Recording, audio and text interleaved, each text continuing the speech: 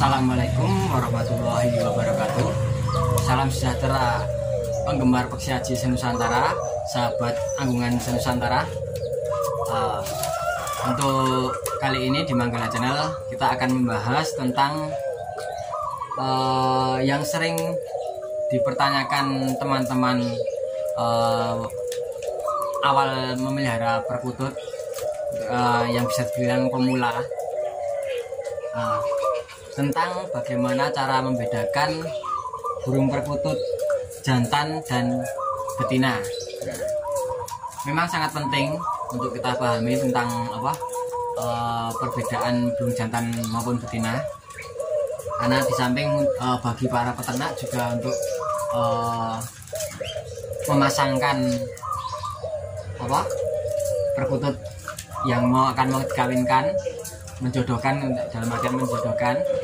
Juga ketika dinikmati sebagai anggungan, tentunya para pecinta perkututan juga akan mencari burung yang jantan, karena anggungannya lebih merdu, lebih keras. Dan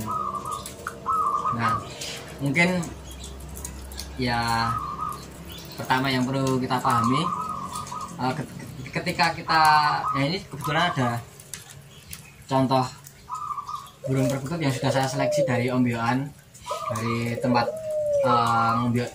beberapa waktu yang lalu.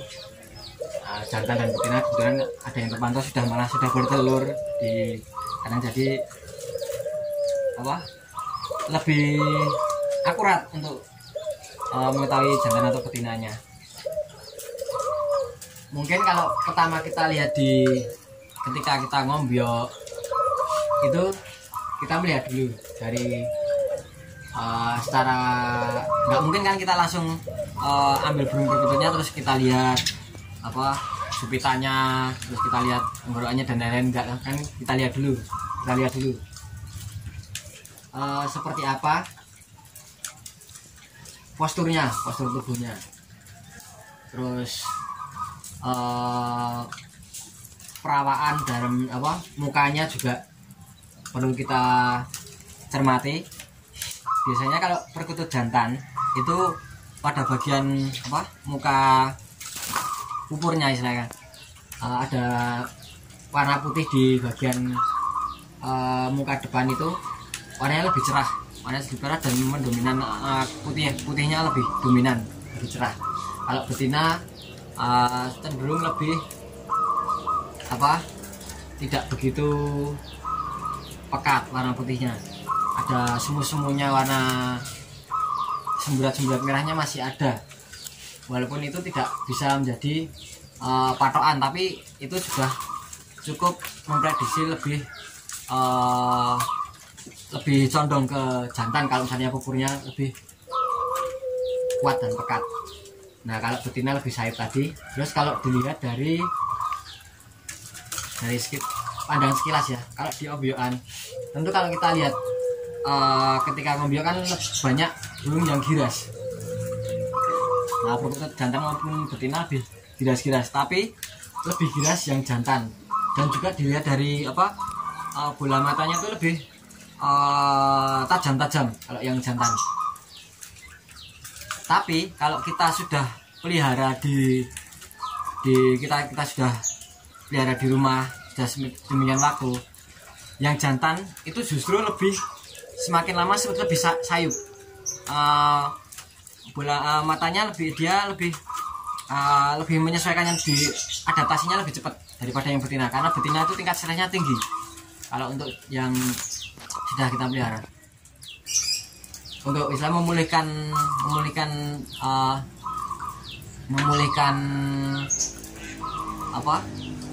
tingkat stresnya itu lebih cepat yang jantan daripada yang betina ketika kita sudah pilih. Nah, mungkin ya kalau dari sekilas kita memandang gitu, dari mata maupun dari dari kaki, jari-jari kaki. Kalau yang betina itu relatif lebih tipis-tipis dan lebih pendek daripada yang jantan. Kalau jantan lebih kekar, dia lebih gede-gede, lebih apa, jari-jarinya itu lebih kencang, lebih kuat gitu ya. Kalau kakinya hampir sama lah, sedikit sama, tapi kalau jari-jarinya kelihatan banget apa, lebih dia lebih besar-besar dan agak panjang, sedikit panjang, lebih panjang daripada yang betina dan lebih kuat pegangannya kalau yang jantan. Nah kita tangkap, lihat dulu aja ya, biar bisa lebih detail. Kita contohkan yang jantan dulu, yang jantan.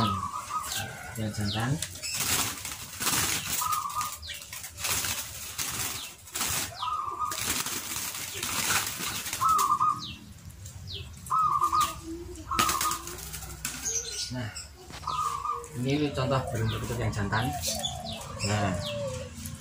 Nah, salah satunya ketika kita pegang, kita jangan salah memegang ya kalau ketika kita di tempat penjualan burung, karena kalau kita nggak jadi beli ternyata sudah kita pegang malah nanti lepas bur kan, karena kita begini cara megangnya.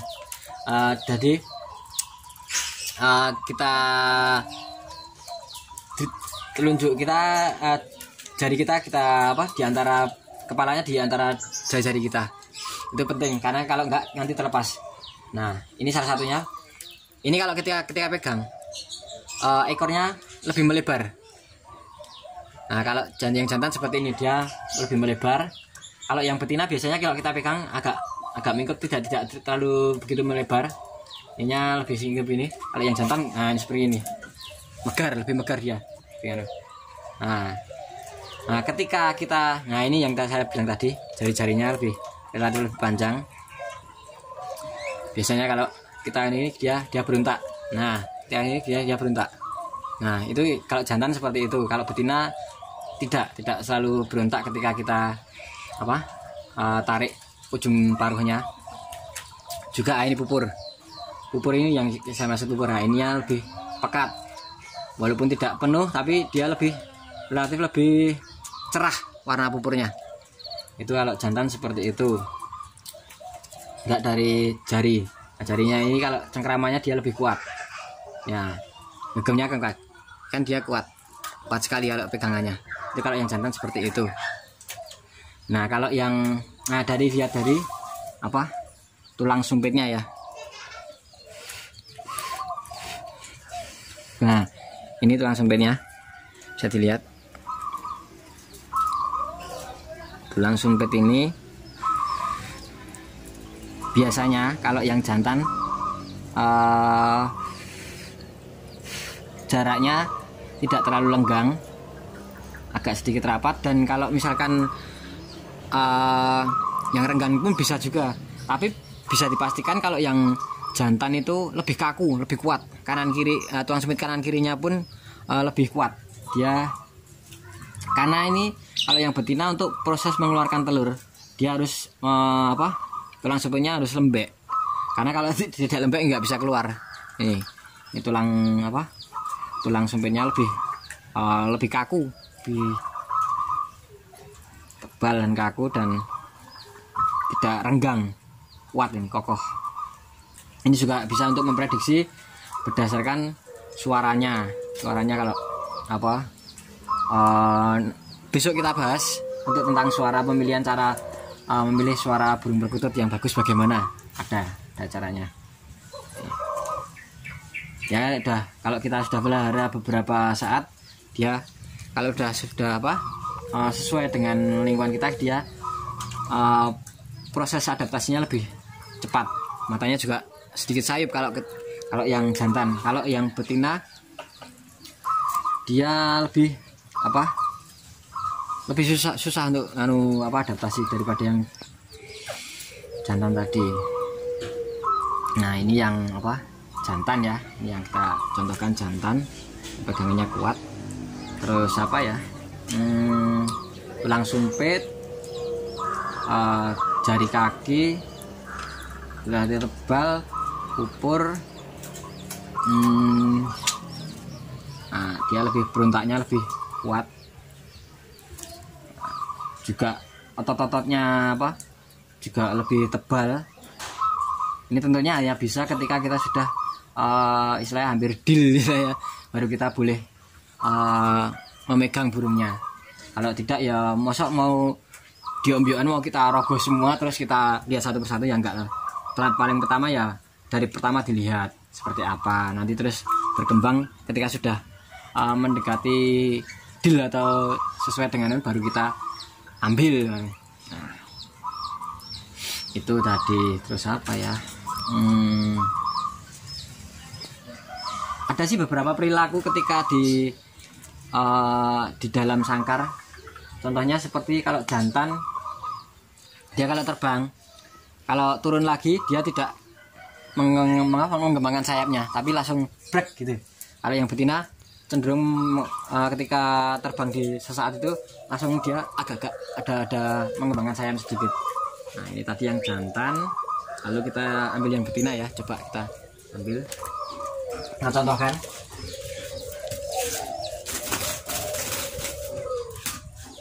yang betina.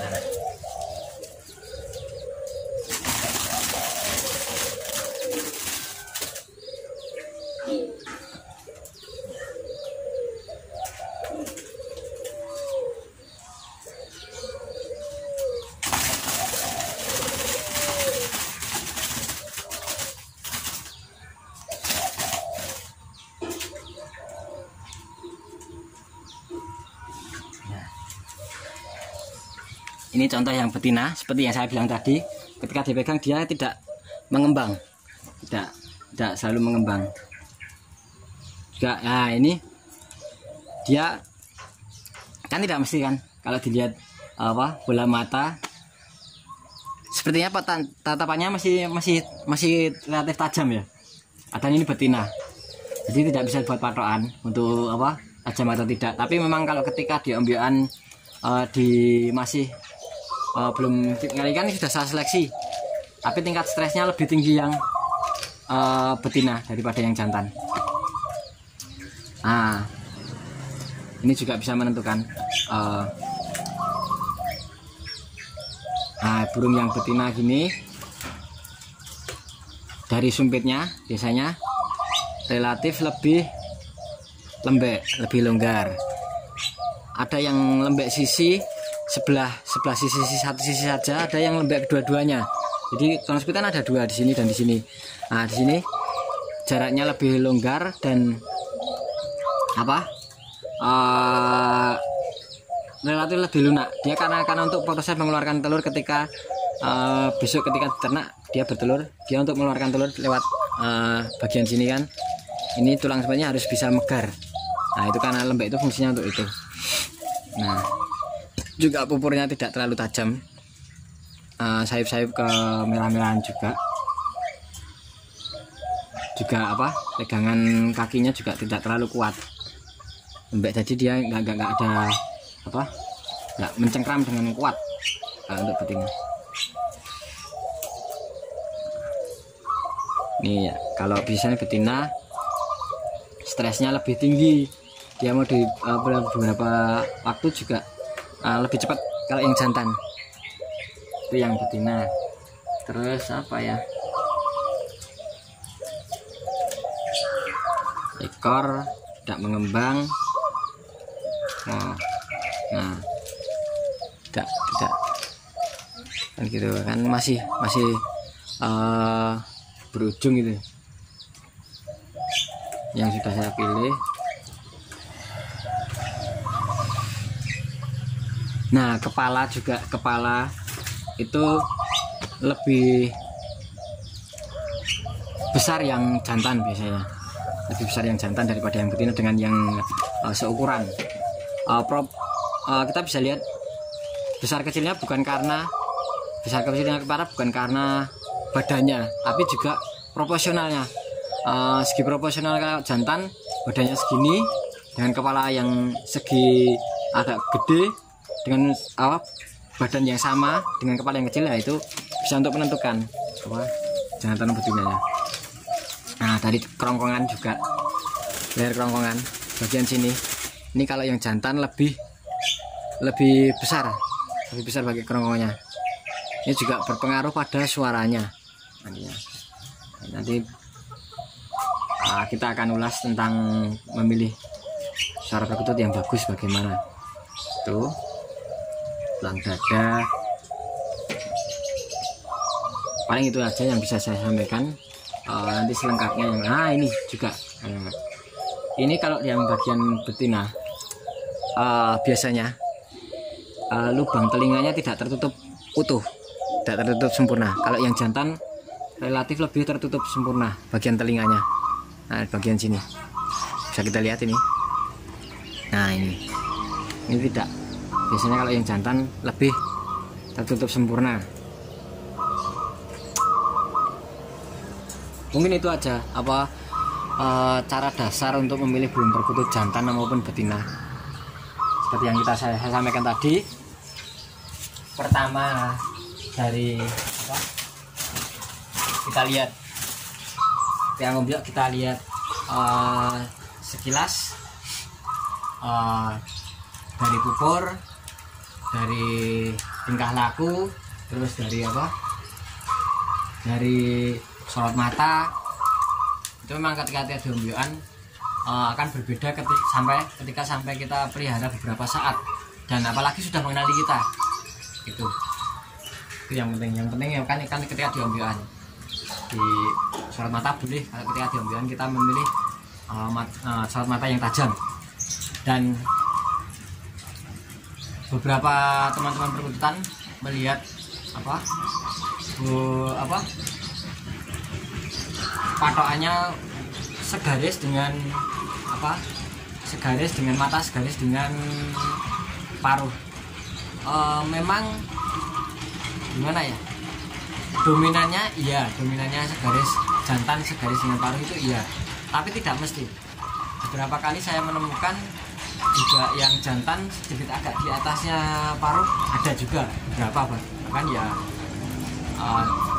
ya bisa bilang tidak semuanya, tapi memang bisa untuk menentukan juga segaris dengan paruh. Juga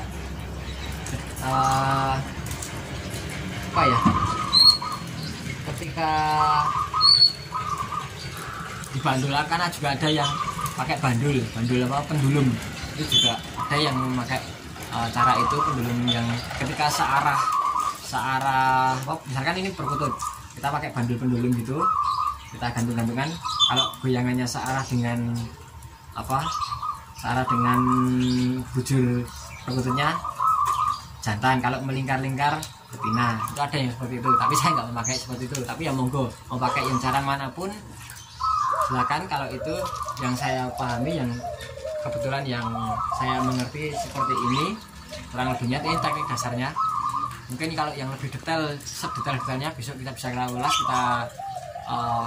bisa saya hadirkan narasumber yang nanti saya sewankan di sesepuh perkutut. Besok kita ulas ke tempat beliau juga. Ya itu saja yang bisa saya sampaikan untuk seputar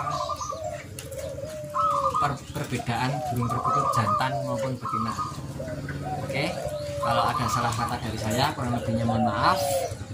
Akhir kata dari saya, wassalamualaikum warahmatullahi wabarakatuh. Salam sejahtera, Peksi Aji Nusantara.